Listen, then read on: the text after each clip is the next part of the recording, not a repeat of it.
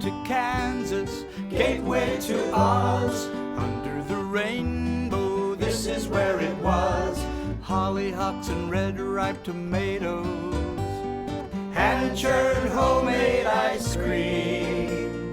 Let me tell you, Kansas is more than tornadoes. It's the best part of Dorothy's dream. Today Around Kansas shares a story about time and the influence of railroads on establishing standardized time zones. Next, mark your calendars for the final round of the Kansas Cowboy Poetry Contest, coming to the Flint Hills Discovery Center in Manhattan.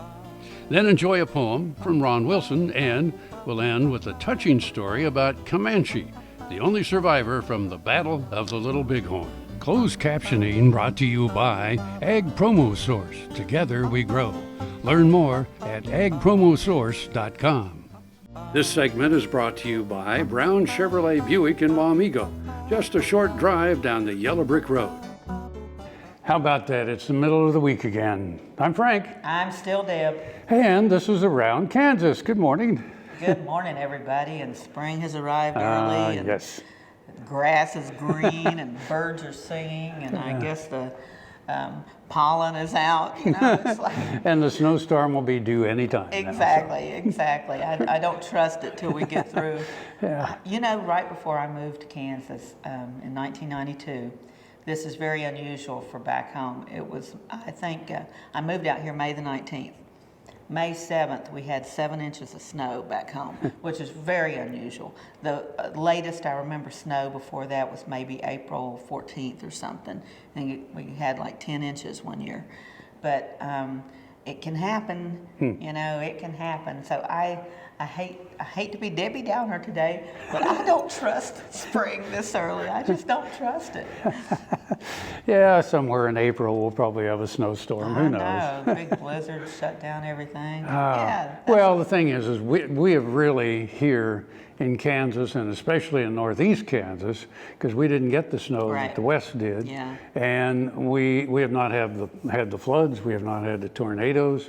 And I mean, there have been some places, of course, in the country that have just been hammered. I know. For 1 year, it's like we've sort of, man, I'm not going to say anymore. I don't want to jinx it. Because the season's just starting now. And, you know, with the season just starting, we're going to have the storm chasers out. You know, we just did the segment on weather last week. So storm chasers are going to be out before long, and the weather trainers. And I saw the other day where they were testing sirens. You know, they were testing them at different places, and so all of that will come up. When I moved to Topeka, the thing that scared me to death, like I said, it was the middle of May, so again, storm season. And I go to Dillon's and I get a sack of groceries, and on the sack of groceries is printed what to do in case of a tornado. Freaked me out. I mean, it's like, oh no, you know, duck and cover, here we go. But and then the first storm that I was in Kansas. Storms are different back home in the mountains. They're lightning strikes all the time back home. I mean, I can tell you stories forever about lightning striking. But out here, it's like the lightning is everywhere. It's just like the air is electrified. It's a different. Well, yeah, because I worked for a time out in Norton, Kansas. A friend of mine put a radio station on out there. And so shortly after Lynn and I were married, we thought, hey, let's go to Norton and do radio. And anyway, in the tower field, I mean, it was very, very flat, and the tower was a 1,000-foot tower. And stupidly, during storms, we'd go out there and look up and watch the lightning hit the tower. And keyword being stupidly here. Yeah, well, I was 20-something at the time, you know, and young invincible. And stupid. Young and stupid. Redundant. Young and stupid, yeah, redundant. So anyway, I think we have to take a break here, and then we'll come back and actually tell you some stories. We got some great ones today. Stay with us. Buying a car shouldn't be this hard.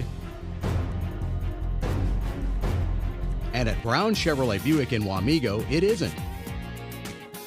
It's actually awesome. Whether you want a new or used car or truck, Toby's team can make the deal. Even if you want to custom order a new car or truck, Toby's team can make the deal. See Toby's team at Brown Chevrolet Buick in Wamego. We're awesome. Kansas Farm Bureau, the voice of agriculture, represents grassroots agriculture. The state's largest and most powerful farm organization stands up for its members through leadership development, agriculture education, legal defense, environmental advocacy, farm safety, and risk management. Members also enjoy money-saving benefits. To join our organization today or to learn more, go to www.kfb.org or find us on Facebook and Twitter. Lecompton. The name was splashed across newspapers throughout America and Europe. It was debated in the halls of Congress. Lecompton interprets its unique territorial history with 2 museums and other sites. Events throughout the year celebrate history and community. The 160th anniversary of the Battle of Fort Titus, June 18th, 2 p.m.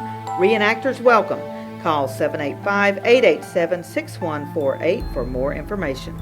Spend the day in historic Lecompton, shopping, eating, savoring the rich history. This segment brought to you by Kansas Regenerative Medicine. Your stem cells, your health, your life. Well, I think we're back.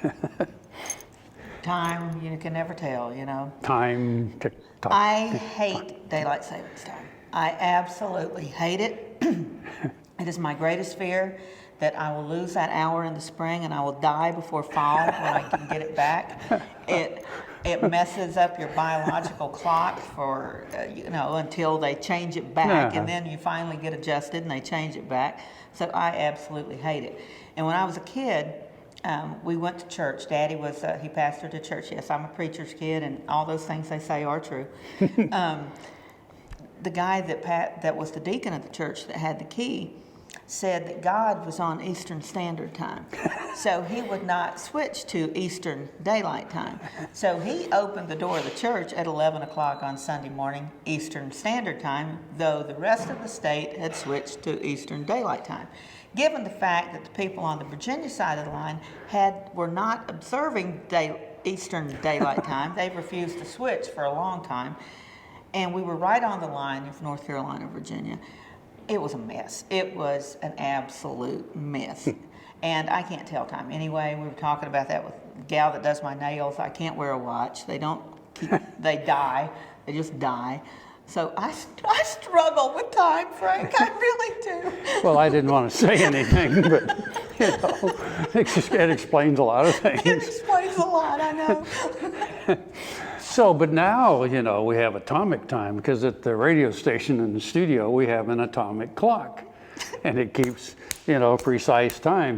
It also has, the temperature, so I always say, our atomic thermometer says it's 57 degrees, and how can you be wrong when it's atomic and everything? Thermometer.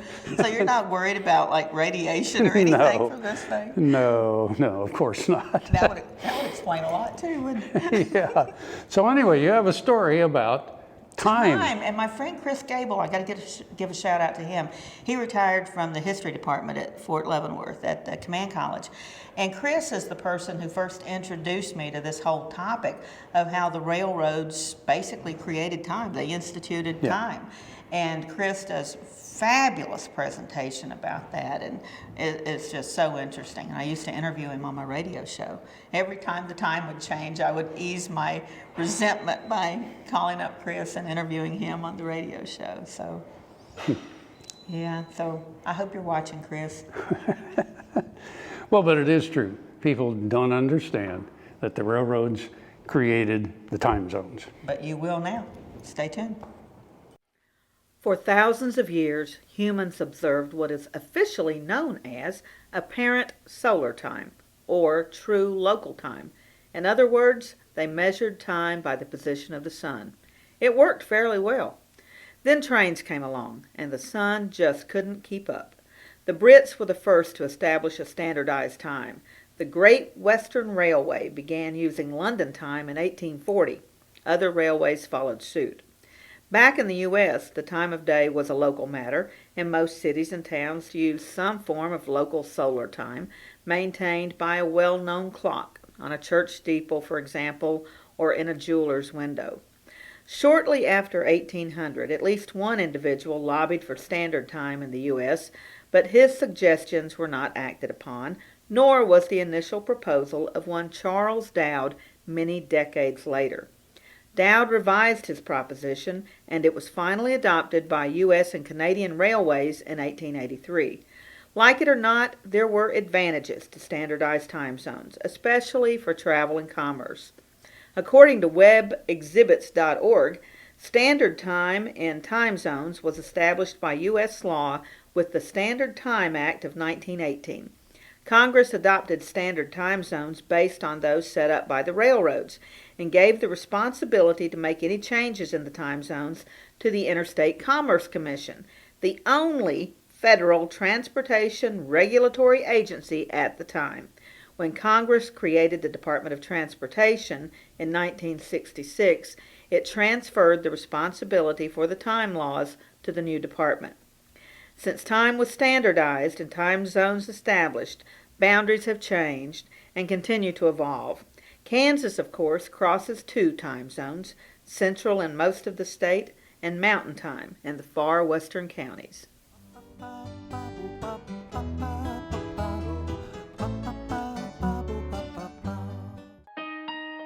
I dug trees by hand for years and years and years.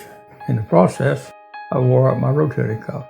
But when I learned about this process, I thought if there's a way to get rid of this pain, then I wanted to do it. So we did it, and it worked. And I'm not going to go out and dig trees with a shovel anymore, but I can do the things that I want to do now.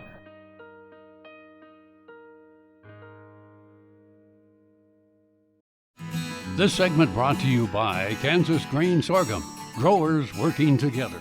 Find out more at kansasgrainsorghum.org. Are we back again?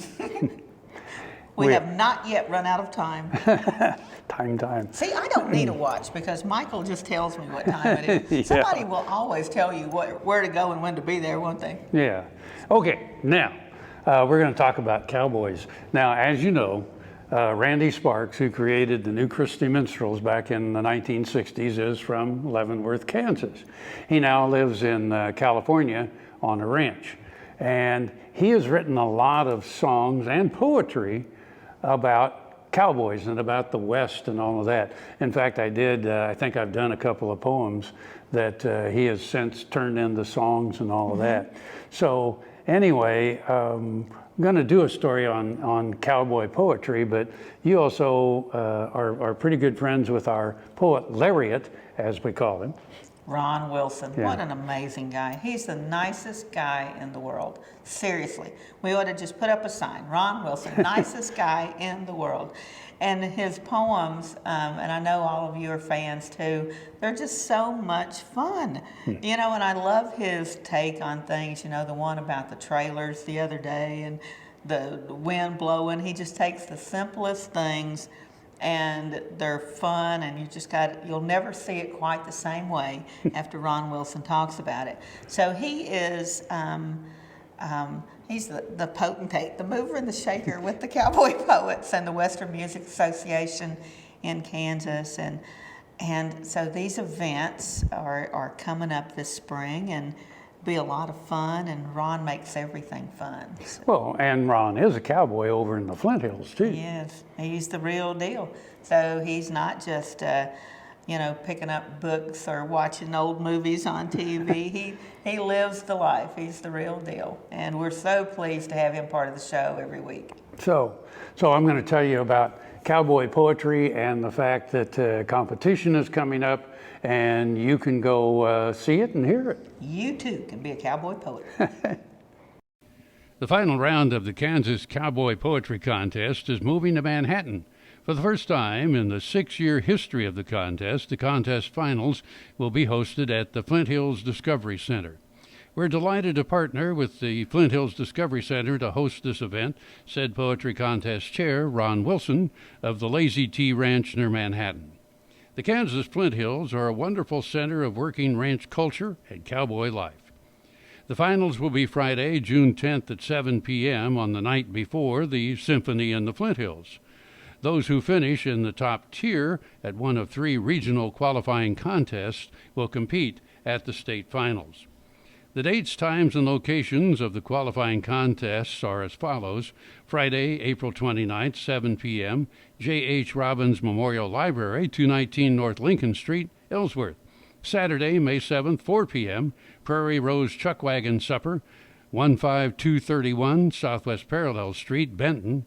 And Friday, May 20th, 7 p.m., Roland Red Vanderveer Memorial Park, home of the Wilson County Old Iron Club, at 10392 Jade Road in Fredonia. We encourage current and aspiring cowboy poets to enter one of the regional contests, said Wilson. Everyone who loves Kansas and good entertainment is invited to come out and listen as well. Contestants can enter to present a serious poem, humorous poem, or both. Awards will be presented in all categories. There's no admission charge, and the public is invited to attend all of these events. State champions at the finals will receive the Saddlejack Braddock Award and coveted Governor's Buckle, discounts and gift certificates from leading Western wear stores, and 2 tickets to the Symphony in the Flint Hills. In addition, the state winners will have their entry fees paid to compete in the National Cowboy Poetry Rodeo. For more information or to enter the regional contest, go to cowboypoetrycontest.com.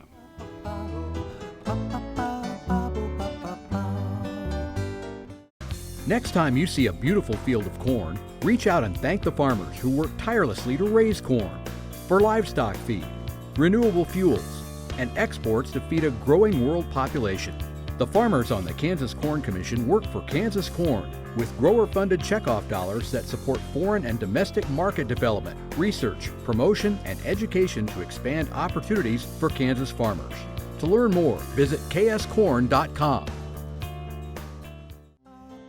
Around Kansas, brought to you by Santa Fe Trail Meats in Overbrook, or visit us online at sftmeats.com. We have lots of barn cats here on the home ranch, and they seem to get into predicaments. And as we get this around this time of Easter, it reminds me of one particular cat. This poem is entitled The Search, or The Prodigal Cat.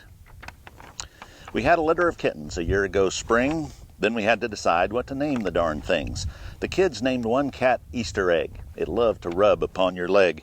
They hauled that kitten all over the ground. Maybe that's why it liked people around.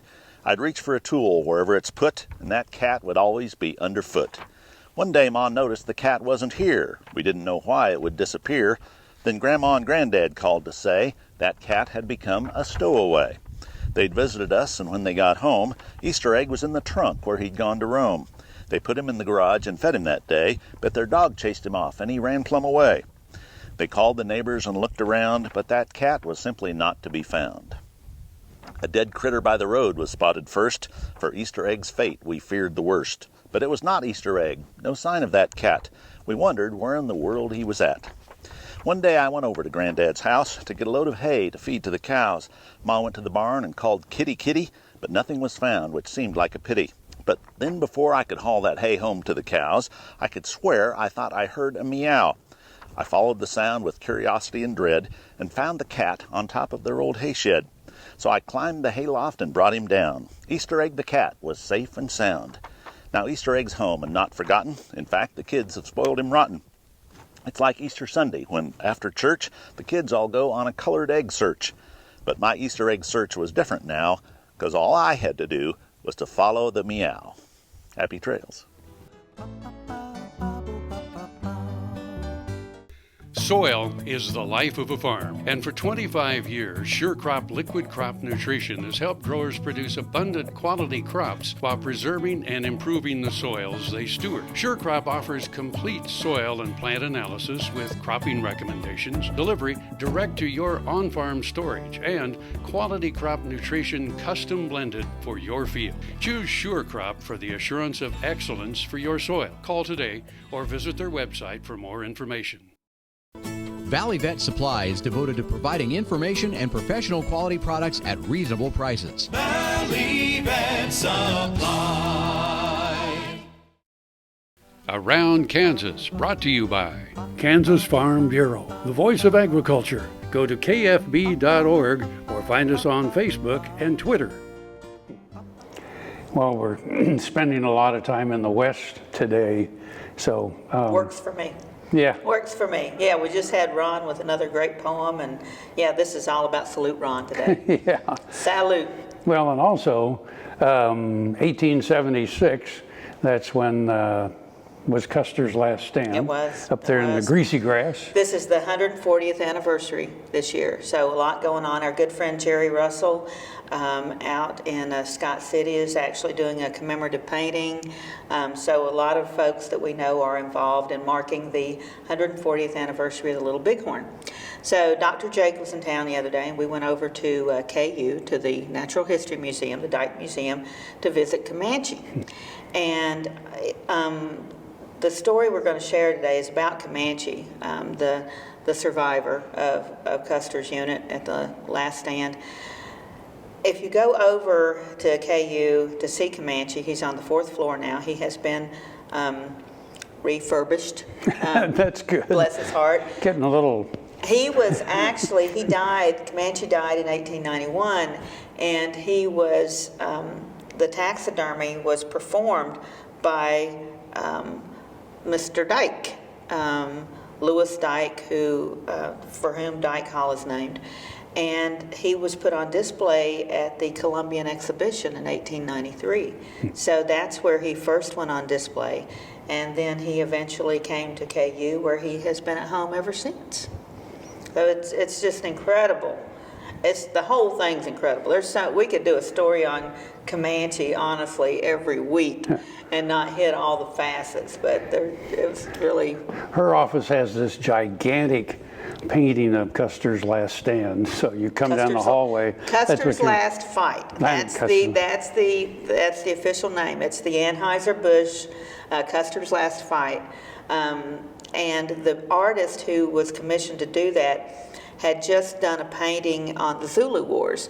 So it is not historically accurate. The Sioux shields are like Zulu shields, and so the historical accuracy of this painting leaves much to be desired, but the imagination and oh my God, it's one of my favorites. One of my favorites. So, let's see a story about Comanche. He was a buckskin gelding, 15 hands high, with a small white star on his forehead. He was purchased in St. Louis by the 7th Cavalry in 1868 for $90 and sent to Fort Leavenworth. There, Comanche was chosen to be the personal mount of Captain Miles Keogh, commander of Company I. The handsome Irishman had served in the army of the Pope during an uprising in Italy and had come to America in time to take part in dozens of Civil War battles, including Gettysburg and the largest cavalry engagement of that war, Brandy Station. He knew horses, so Comanche must have been impressive. It was Keogh's fate to die with George Armstrong Custer and more than 200 of his comrades at the Little Bighorn on June 25, 1876. 2 days later, Comanche was found in a ravine, badly wounded, very weak, and barely able to stand. The horse suffered 3 severe wounds, through his neck, through his front shoulder, and to his hind quarter, and 4 flesh wounds. Comanche was transported to Fort Lincoln aboard the steamer the Far West. A special sling and stall were built for him to recuperate. In 1878, Comanche was sent to Fort Riley, home of the 7th Cavalry, and Colonel Sturgis ordered that the horse known as Comanche, being the only living representative of the bloody tragedy of the Little Bighorn, his kind treatment and comfort should be a matter of special pride and solicitude on the part of the 7th Cavalry, to the end that his life may be prolonged to the utmost limit. Though wounded and scarred, his very silence speaks in terms more eloquent than words of the desperate struggle against overwhelming odds of the hopeless conflict and heroic manner in which all went down that day. He will not be ridden by any person whatever, under any circumstances, nor will he be put to any kind of work. Hereafter, upon all occasions of ceremony, Comanche, saddled, bridled, and led by a mounted trooper of Troop I, will be paraded with the regiment. When Comanche died in 1891, a farrier was by his side, feeling his pulse and looking Comanche in the eye. The farrier wrote, "This night long to be remembered." Well, we hope you enjoyed the show today. I'm Frank. I'm Deb. And we'll see you somewhere around Kansas. Kansas. Under the rainbow, this is where it was. Closed captioning brought to you by Ag Promo Source. Together we grow. Learn more at agpromosource.com. Let me tell you, Kansas is more than tornadoes. We're the best part of Dorothy's dream. We're the best part of Dorothy's dream. To see this show and past episodes of Ag AM in Kansas, go online to agamandkansas.com.